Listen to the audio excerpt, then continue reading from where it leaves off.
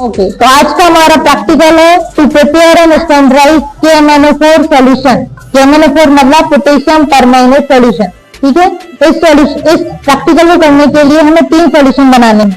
First बनाना है KMnO4 का solution, oxalic acid का सॉल्यूशन और H2SO4 का सॉल्यूशन। तो ऑक्सैलिक एसिड का सॉल्यूशन बनाने के लिए हम ले रहे हैं 2.54 gram oxalic acid 2 ml distilled water. ये सॉल्यूशन बनाया जाता है हमेशा वॉल्यूमेट्रिक फ्लास्क में, क्योंकि ये स्टैंडर्ड फ्लास्क कहलाते हैं, इसमें मेजरमेंट स्टैंडर्ड होते हैं। ठीक है, नेक्स्ट बनाना है 0.5 ग्राम KMnO4 सॉल्यूशन लेना है और इसको भी 250 ml डिस्टिल्ड वाटर में मिक्स करना है। ठीक है, जो ऑक्सैलिक एसिड है वो हमारा स्टैंडर्ड सॉल्यूशन है और KMnO4 एनालाइट का काम करेगा।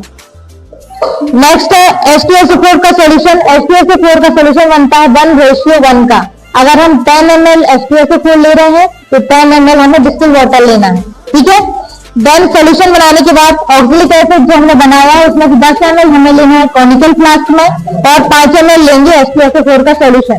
देन इसको हमें हीट करना है 60 से 70 degree Celsius, 60 to 70 degree Celsius heat करेंगे। ठीक है, अब 2 क्वेश्चन है। First one is oxalic acid में हम H2SO4 क्यों डाल रहे हैं और दूसरा उसको हम हीट क्यों कर रहे हैं। ठीक है, अभी तक तो हमने किसी भी टाइट्रेशन में नहीं डाला है। तो ऑक्सैलिक एसिड में हम H2SO4 डाल रहे हैं एसिडिक मीडियम के लिए। ठीक है, क्योंकि ये जो टाइट्रेशन है वो कौन सा टाइट्रेशन है, और रिडॉक्स टाइट्रेशन जो रिएक्शन हो रही होती है, रिडक्शन की रिएक्शन होती है और ऑक्सीडेशन की रिएक्शन। तो रिडक्शन और ऑक्सीडेशन रिएक्शन एसिडिक मीडियम में अच्छे से होती है, तो हम एसिड उसमें ऐड कर रहे हैं ताकि हम उसको एसिड मीडियम प्रोवाइड करा सकें। ठीक है, और इस रिएक्शन को फास्ट करने के लिए हम इसको हीट करते हैं। ठीक है, ताकि रिएक्शन को फास्ट कर सके।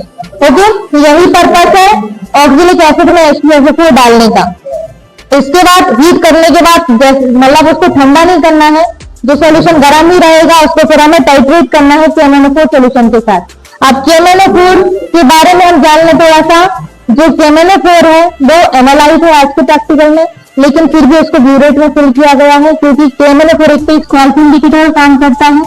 ठीक है, रिडॉक्स टाइट्रेशन जो होता है उसमें हमें इंडिकेटर की नीड नहीं पड़ती, क्योंकि KMnO4 का कलर सभी ने देखा वो डार्क पर्पल कलर रहता है। ठीक है, तो वो खुद ही एक इंडिकेटर का काम करता है, इसलिए हम उसको ब्यूरेट में भरते हैं। क्योंकि जो इंडिकेटर होता है या फिर जो कलर वाला मटेरियल रहता है वो इंडिकेटर वो हमेशा ब्यूरेट में भरा जाता है, इसलिए भरा जाता है ताकि हम रिजल्ट को अच्छे से ऑब्जर्व कर सकें।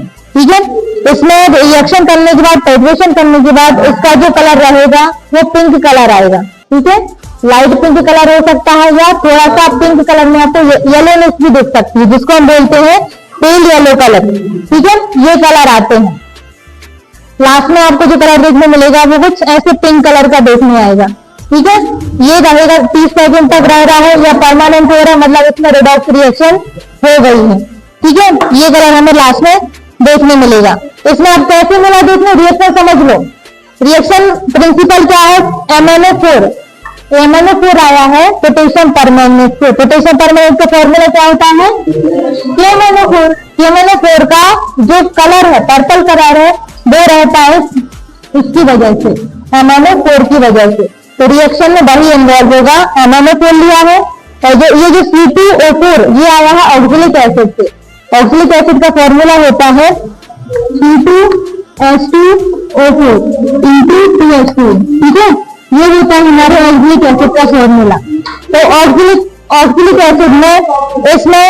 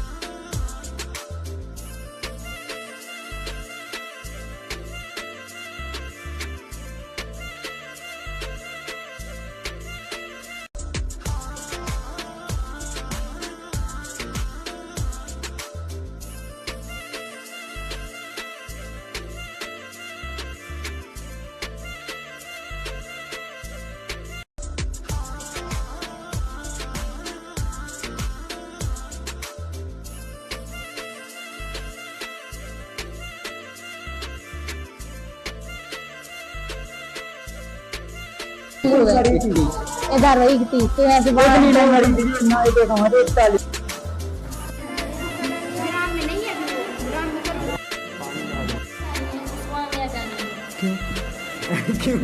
मैं हम जाने में बहुत ज्यादा हो रहे हैं।